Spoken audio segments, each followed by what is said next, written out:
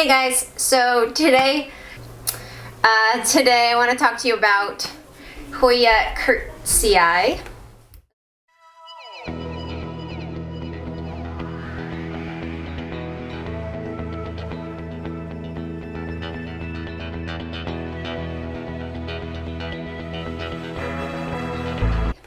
This is a plant that comes from Malaysia and Thailand. Not toxic to animals, but also not great for them to eat. So these plants like to be warm and humid. They will tolerate some other conditions, so they'll tolerate a household that doesn't have a lot of humidity. But they'll grow better for you if you do provide them humidity. They like a good amount of light.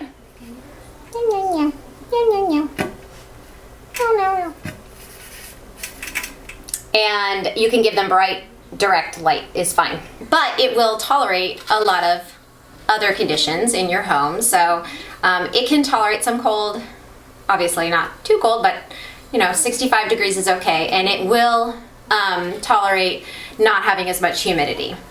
If you give your plants the same or similar environment that they're used to when they were growing, wherever they were growing, then they're going to grow better for you, obviously.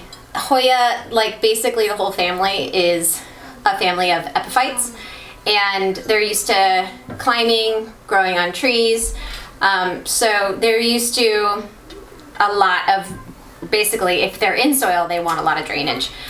So I use an epiphytic mix for my Hoya, and for Curtsii, oof, that's bad, I do the same. It's a pretty chunky material that drains really fast. You don't want to overwater these guys, they will rot. At the same token, this is kind of what makes these plants a little bit more challenging, is that people are scared to water them, and so then they dry out. So don't forget to water them. I think having the epiphyte mix is great because you can just thoroughly saturate it and you're not going to overdo it. The one mistake you could make is by letting it dry out, because that mix will dry out faster. So with this little pot, I put it in a bonsai pot because it doesn't have huge roots yet and they like to be root bound, so I put it in a shallow pot. This was from cuttings that I made. I wrapped them back up and I pinned them on top, and you can use bobby pins or you can use plant pins, and this way the plant's actually just going to root right into the dirt here. And what it will do is it'll make a more full plant. So that's one of the methods that you can use, if your plant's really leggy. You can do that with a lot of different plants. So what else about Curtsii? It likes full sun. Okay, not like super hot afternoon sun maybe, but definitely some direct morning sun it would enjoy. Come back here, Cutter. These plants like to be root bound, so don't pot them up into big pots. Also, they don't like to be transplanted. When you get this plant from the nursery, leave it in the pot. Do not transplant it. You're gonna slow down your plant's growth.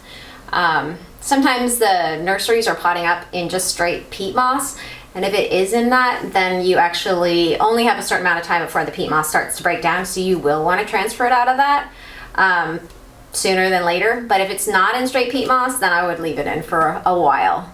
Like most Hoya, these are super easy to propagate. So these are going to propagate just by stem cuttings. They've already got aerial roots coming out the sides, so you can just cut some of that, stick it in water, take off the bottom leaves because they will rot, and that goes for almost any water propagation.